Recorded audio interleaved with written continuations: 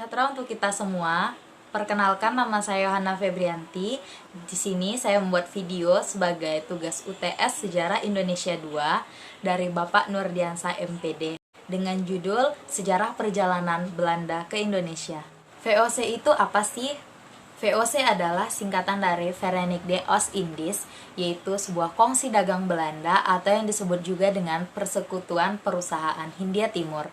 Awalnya, pedagang-pedagang Belanda yang bertempat di Rotterdam membeli rempah-rempah dari daerah Lisabon, Portugis. Saat itu Belanda masih merupakan jajahan dari Spanyol.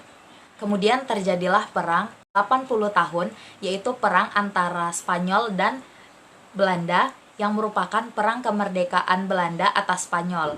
Di perang itu terkenallah seseorang dengan nama William van Orange yang merupakan pahlawan kemerdekaan Belanda.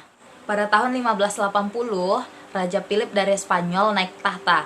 Kemudian dia berhasil menyatukan antara Portugis dan Spanyol yang mengakibatkan Belanda tidak bisa mengambil lagi rempah-rempah dari daerah Lisbanon yang merupakan daerah kekuasaan Spanyol, yang menjadikan Belanda itu melakukan penjelajahan samudera untuk mencari daerah penghasil rempah-rempah. Pada bulan April tahun 1595, Cornelis de Houtman dan de Keyser melakukan perjalanan ke Nusantara dengan menggunakan 4 buah kapal. Belanda melakukan perjalanan dari daerah pantai barat Afrika menuju ke Tanjung Harapan. Dari Tanjung Harapan, mereka melewati Samudra Hindia lalu bergerak ke arah Selat Sunda. Dari Selat Sunda, mereka masuk melalui Batavia. Mulanya, kedatangan Belanda disambut hangat oleh penduduk Banten, karena penduduk Banten mengira Belanda akan membantu mereka dalam segi perdagangan dan membantu Banten dalam melawan Palembang. Tetapi, terjadi ketegangan antara penduduk Banten dengan Cornelis de Houtman. Karena apa? Cornelis de Houtman hanya mau membeli rempah-rempah pada saat musim panen tiba saja. Akibatnya, Belanda diusir dari Banten menuju ke kampung halamannya. Di kampung halamannya, Belanda mendapatkan respon positif dari masyarakat karena Cornelis de Houtman dianggap sebagai orang yang telah menemukan daerah rempah-rempah.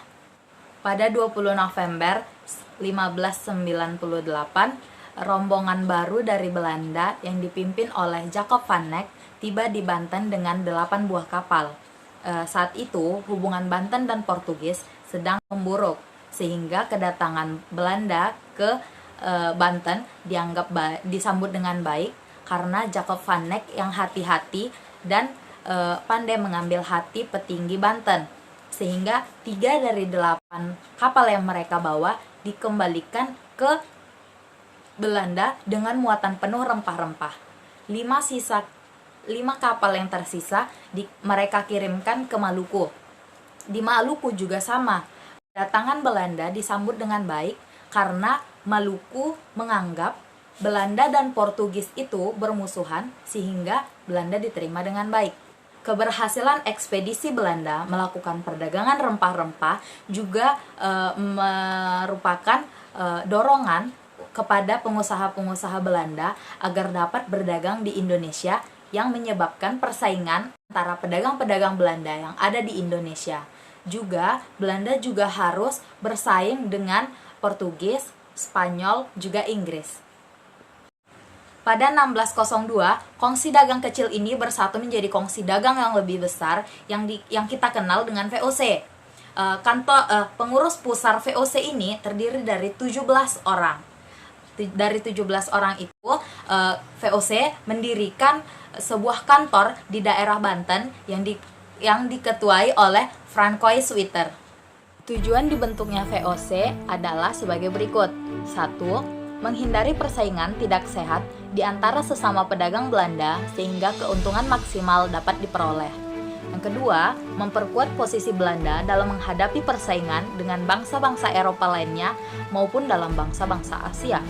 Yang ketiga, membantu dana pemerintah Belanda yang sedang berujung menghadapi Spanyol yang masih menduduki Belanda. Agar dapat melaksanakan tugasnya dengan leluasa, VOC diberi hak-hak istimewa oleh pemerintah Belanda yang dikenal dengan hak oktrooi, yang meliputi hal-hal sebagai berikut ini. 1. Monopoli perdagangan.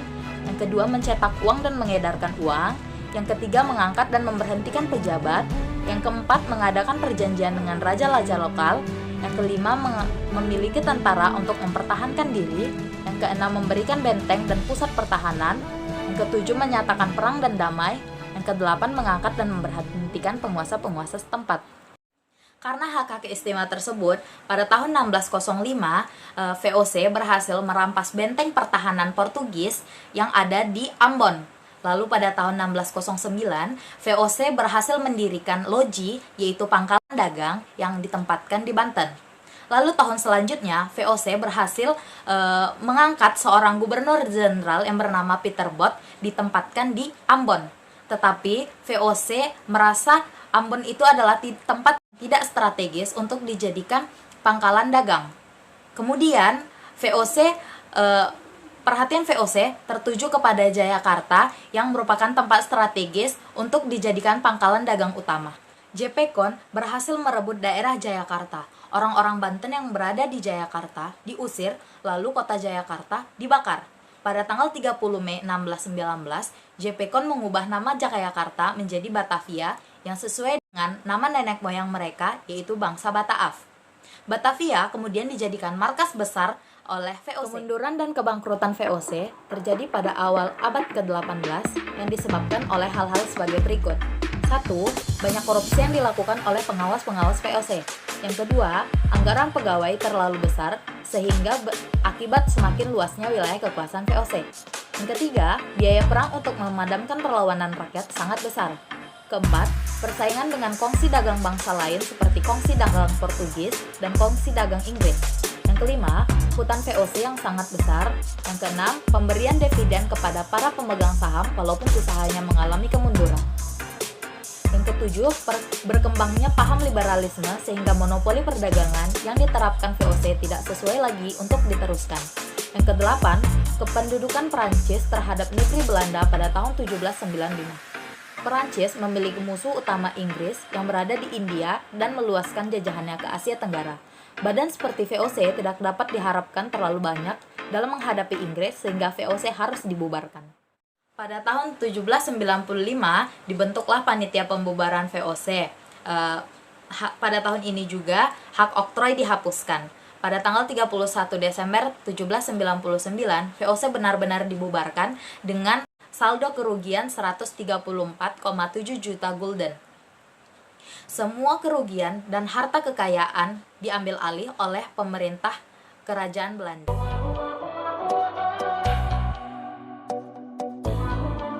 Kira-kira seperti itulah perjalanan VOC di Indonesia. Jika ada yang kurang atau informasi yang belum dimasukkan, mohon dimaafkan. Sekian dari saya, terima kasih.